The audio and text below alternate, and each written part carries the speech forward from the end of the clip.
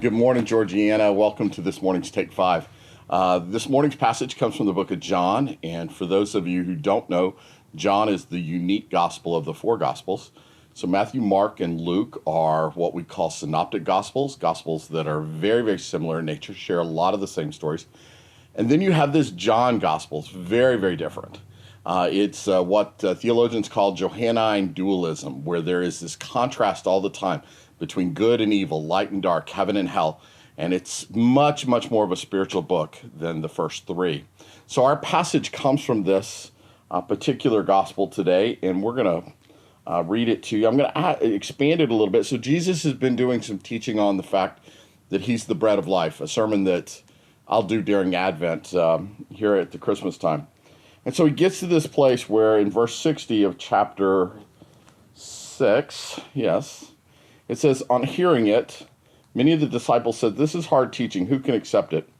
Aware that his disciples were grumbling about this, Jesus said to them, does this offend you?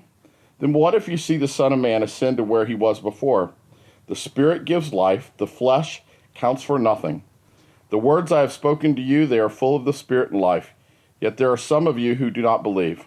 For Jesus had known from the beginning which of them did not believe and who would betray him. He went on to say, this is why I told you that no one can come to me unless the Father has enabled them.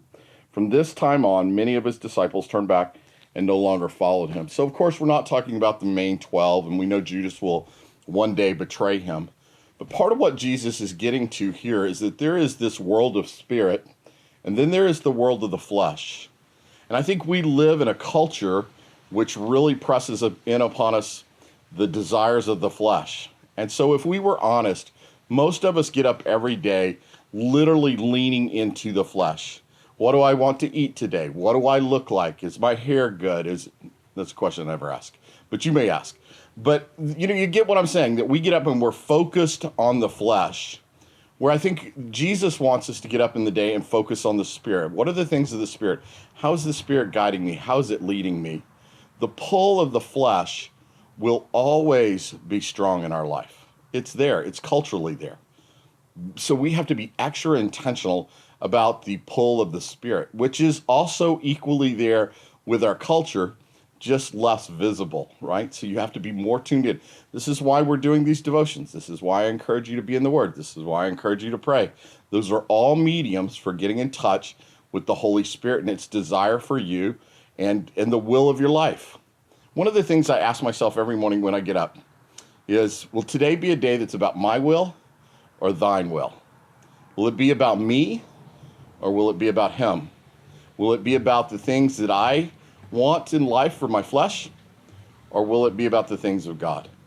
So as we begin our week this week, I want us to be intentional about being in tune with the Spirit. Where is the Spirit leading you? Where is the Spirit moving in your life, right? The flesh will always be there, but we have to kind of keep it at bay.